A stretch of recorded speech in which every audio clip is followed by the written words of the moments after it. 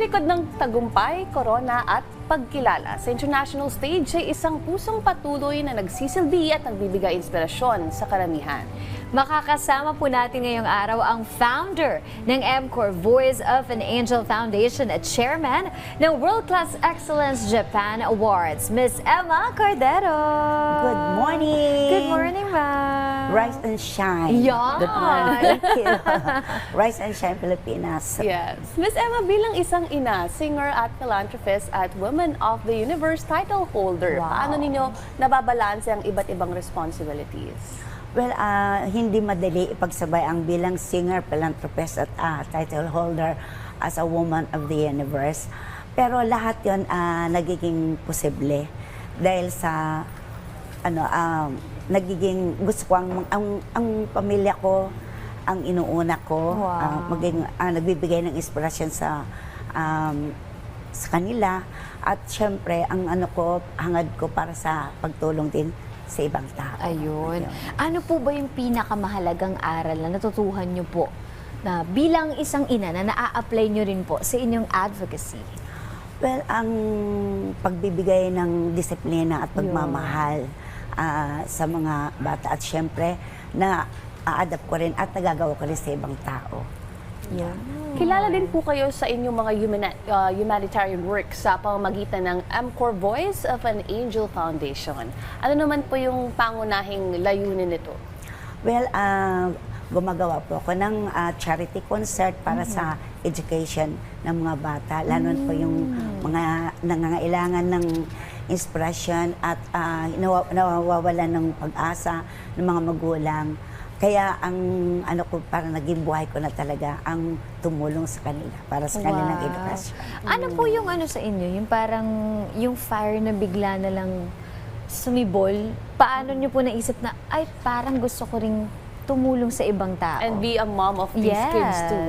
Well, ang actually mula para bang naging ugat na siguro sa sa buhay ko kasi mula nung maliit pa ako, kumakanta ako para sa ipamigay sa mga bata. Bata pa lang po yes, kayo. Parang Okay. masaya ako yung mayroon ako naging Natutulungan. kalaro at at the same time, natutulungan ko sila. Ang Kaya galing. Okay. yung unang sweldo ko, kasama ko sila. Talaga?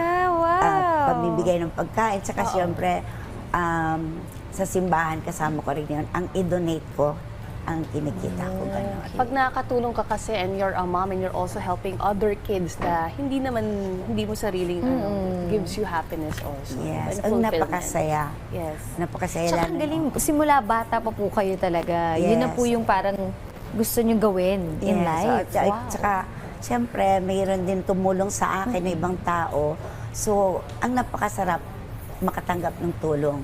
So, ang napakasarap din makatulong sa ibang tao. okay. Yun, ang Malapit na po experience. yung Mother's Day para po sa inyo. Ano ang tunay na kahulugan ng pagiging ina? Lalo na sa mga taong nagsisilbing ina, hindi lang sa sariling ang anak, kundi maging sa community. Yan, bilang maging ina, hindi madali sa lahat ng ibang mga magulang dyan, pero hindi lang sa pag-aaruga ng sarili mong anak ang pagiging ina, kundi magbigay ka rin ng inspirasyon sa kanila, ang pagmamahal, pag-unawa sa kanila. Dahil ang pagdisiplina sa kanila hindi lang galit or kasama talaga dyan ang pag-unawa at pagmamahal. Yun. At syempre, para sa ibang tao din, kung anong maitutulong mo sa pamilya mo, sa anak mo, may tutulong mo rin sa ibang tao. Ayun. I believe po, chairman din po kasi kayo founder ng World Class Excellence Japan Awards. opo. So ano po yung nais po ninyong maiparating dun sa mga Filipino achievers na patuloy na kinikilala po sa international stage? Well, ang masasabi ko lang po sa mga Filipino achievers, sana po ipagpatuloy nila ang pag-support, hindi lang sa World Class Excellence Japan Awards, pag-support sa kapwa natin, mga mahihirap na mga dapat tulungan. At yung achievement nila, hindi lang para sa pangsarili nila yun, kundi nakakapag-inspire pa sila sa ibang tao, sa buong mundo, sa kapwa natin. At syempre, ang blessings ng Panginoon, Yes. nandyan din. And lastly, mensahe niyo na lang po sa papalapit na World Class Excellence Japan Awards this coming June 18, malapit na. 2026. Ano po yung maasahan ng ating mga ka-RSP sa World Class Charity Concert na ito? Well, para sa World Class Excellence Japan Awards sa June 18, wala nang almost 1 month.